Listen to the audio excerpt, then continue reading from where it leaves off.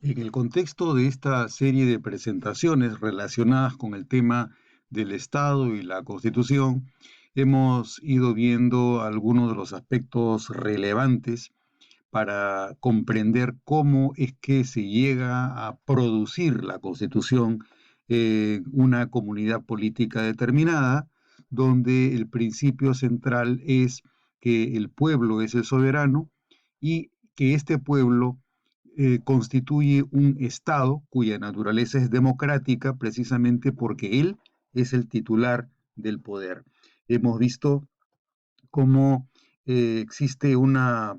dualidad en el reconocimiento de qué es antes, si el derecho a partir de una comprensión racional de la naturaleza de la comunidad política que comparte toda la comunidad y a partir de esta racionalidad generalizada, universal,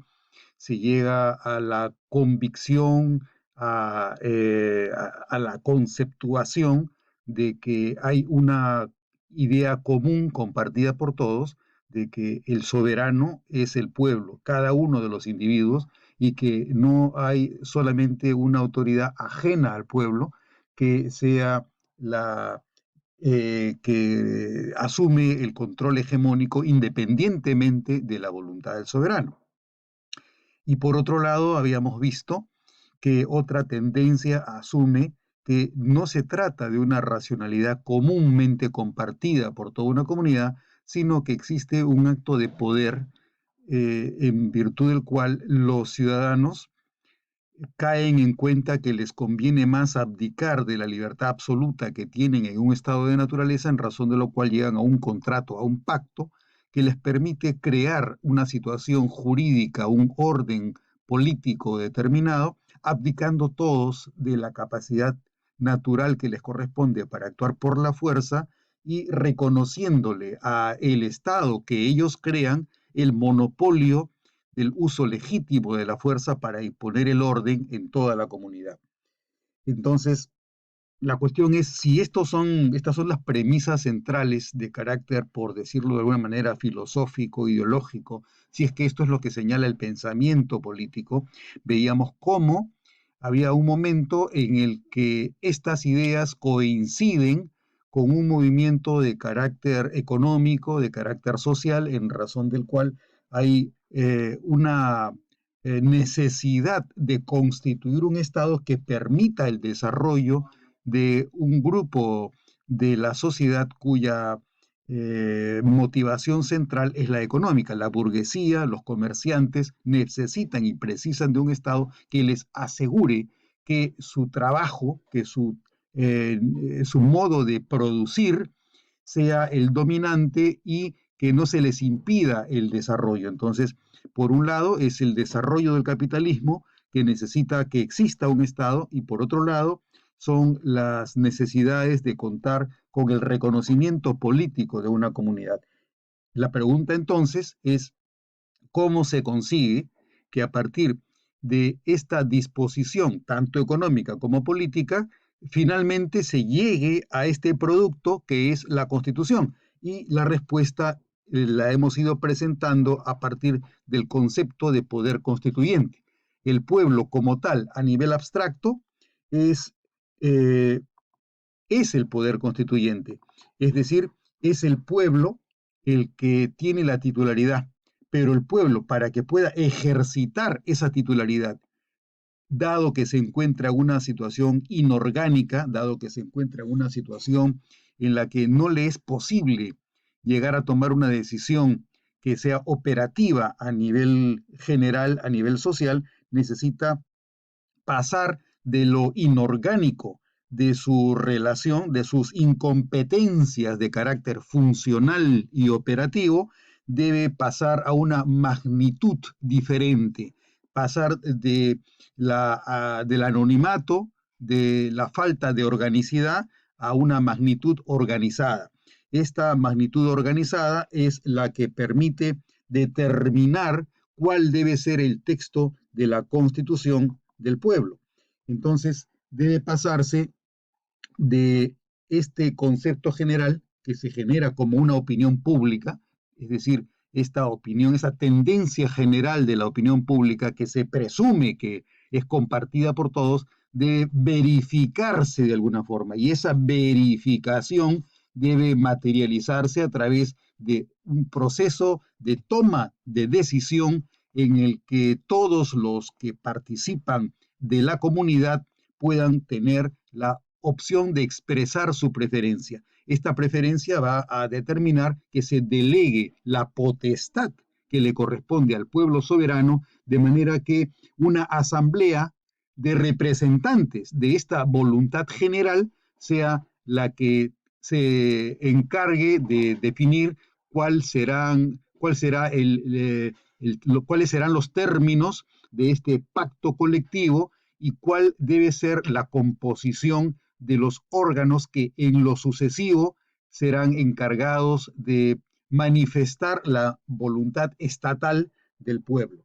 Como es imposible que todo el pueblo esté presente todo el tiempo en un espacio público señalando cuál debe ser el texto, debe por lo mismo señalarse que haya un grupo de representantes con un mandato popular para que puedan señalar la voluntad del pueblo.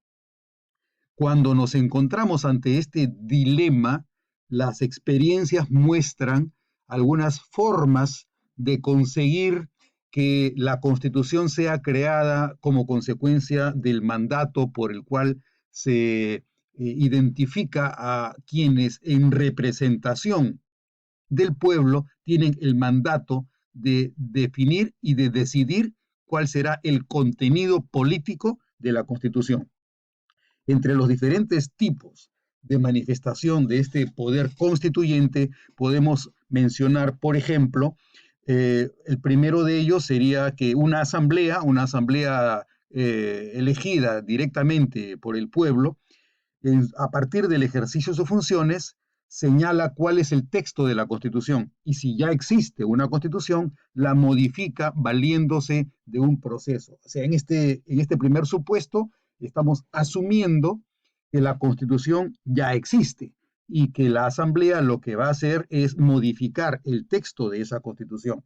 Una segunda manera de organizar el poder constituyente es mediante la convocatoria a una asamblea para que prepare el proyecto de constitución, el mismo que luego debe ser sometido a la aprobación directa por el pueblo mediante un referéndum. En este segundo supuesto, no estamos asumiendo que ya existe una constitución, sino que por el contrario, se convoca a una asamblea para que la asamblea sea la encargada de redactar el proyecto. Ese proyecto no tendrá vigencia ni validez, ni será exigible ni vinculante hasta que el pueblo no lo ratifique mediante un acto de participación política al que se denomina el referéndum, que supone que se aprueba o no se aprueba el proyecto preparado por la Asamblea. Una tercera alternativa es que la Asamblea, que ha sido convocada con el fin de preparar el proyecto de constitución, lo somete a ratificación, pero no lo somete a la ratificación del pueblo directamente, sino a la ratificación de los órganos legislativos de niveles inferiores al Estado central. En un Estado federado serían los estados que integran la federación y en un Estado unitario, como en el caso peruano, tendría que remitírsele el texto de constitución a los órganos legislativos de los gobiernos regionales para que ellos se pronuncien sobre el contenido del proyecto preparado por la Asamblea. Y por último, una cuarta alternativa es que se somete directamente a la población mediante plebiscito el proyecto que es elaborado por una comisión técnica. Se convoca a una comisión de técnicos que se supone que comprenden mejor cómo deben producirse los mecanismos de distribución del poder entre los órganos, cómo debe diseñarse la Declaración de Derechos y de Libertades Fundamentales de los ciudadanos de una comunidad determinada, preparan ese proyecto y luego ese proyecto, sin que pase por una asamblea, va directamente a plebiscito por la integridad del pueblo. Entonces, A partir de estas alternativas podemos determinar, podemos comprobar que existen dos maneras de entender el poder constituyente, dos formas de expresión del poder constituyente. Cuando hablamos del poder constituyente originario, nos estamos refiriendo a esta concepción del poder constituyente como la sumatoria de todos los ciudadanos que en sí mismos tienen la potestad de definir cómo debe ser la constitución que los identifica y que les da una identidad existencial. En este sentido, el poder constituyente originario tiene una legitimidad eminentemente política,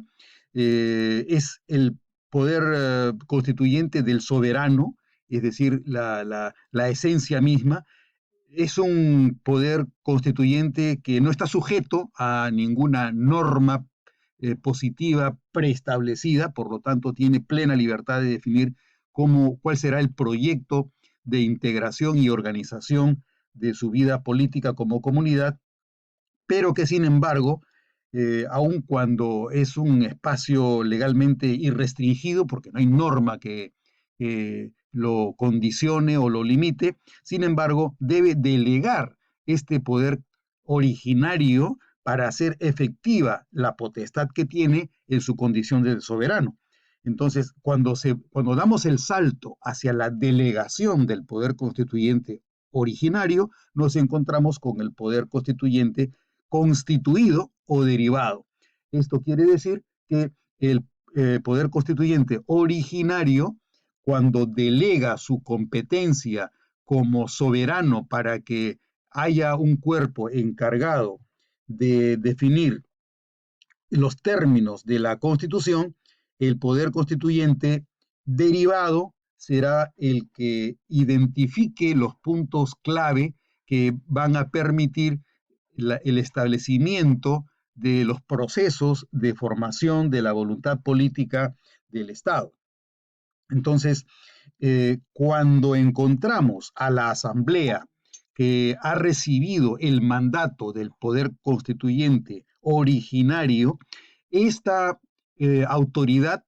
va a cumplirse en el contexto de los términos de ese mandato. El poder constituyente derivado es el mecanismo mediante el cual una asamblea tiene pautas y tiene un proceso que debe observar y que debe seguir desde el punto de vista formal para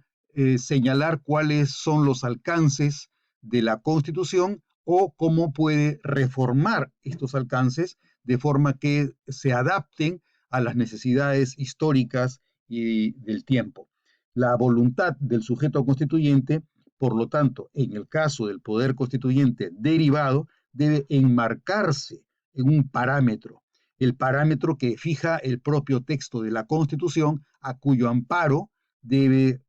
dirimirse, debe resolverse, debe redactarse los términos del texto constitucional que va a regir la organización política y los límites que tendrá el Estado frente a la libertad de cada uno de los ciudadanos. Entonces, vemos que el poder constituyente puede ser originario o derivado. El poder constituyente originario es lo que el pueblo potencialmente puede hacer en su condición de soberano. En el caso del poder constituyente derivado, es lo que se consigue que haga el pueblo a través de sus representantes constituidos en asamblea. Esta es la diferencia entre ambos tipos de poder constituyente, uno que es fundamentalmente operativo y que se ciñe a las reglas preestablecidas, y el otro que no tiene ningún tipo de regla y que funciona a partir del poder político que le corresponde por valores o principios que definen quién es el titular y quién es el soberano en un Estado democrático de derecho.